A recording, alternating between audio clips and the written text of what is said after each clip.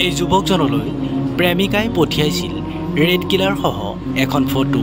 আৰু য'ত লিখা আছিল মই মৰি থাকিম আৰু তাৰ পিছতেই এই যুৱকজনৰ ভয়ংকৰ সিদ্ধান্ত সামাজিক মাধ্যমত এগৰাকী দুৰ্ভগীয়া মাতৃৰ এক আৱেগিক পোষ্ট আৰু সেই পোষ্টটোৰ কথাসমূহে হয়তো আপোনাকো আৱেগিক কৰি তুলিব কবিতা চৌধুৰী দেৱী নামৰ এই মহিলাগৰাকীলৈ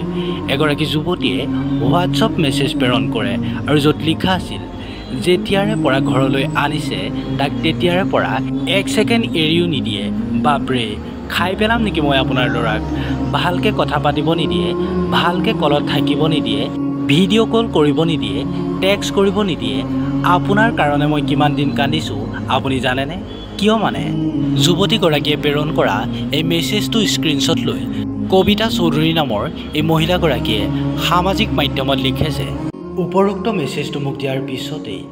মোৰ ল'ৰাকেই মই বুজাইছিলোঁ আৰু কৈছিলোঁ যে এয়া তোমাৰ কেনেকুৱা বান্ধৱী যাৰ ডাঙৰৰ লগত কথা পতাৰ সামান্যতম শিষ্টাচাৰ কোনো নাই মই তাইক বেয়াকৈ একো নকওঁ কাৰণ মোৰ বেলেগৰ ছোৱালী হোৱাৰ অধিকাৰ নাই হয়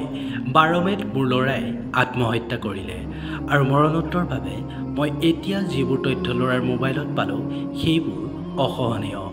মোৰ ল'ৰাক ব্লেকমেইল কৰি মৃত্যু সাৱটি ল'বলৈ বাধ্য কৰি পেলালে এই নিশিগন্ধাই যিটো ল'ৰাই শেষ মুহূৰ্তলৈ আত্মহত্যা ধেমালি নহয় বুলি বুজাই আছিল কিন্তু তাই যেতিয়া ৰেড কিলাৰ হাতত লৈ মই মৰিম বুলি ফটো দি ফোন ছুইচ অফ কৰি দিলে তাই মৰিল বুলি ভাবি মোৰ ল'ৰাই একো নাভাবি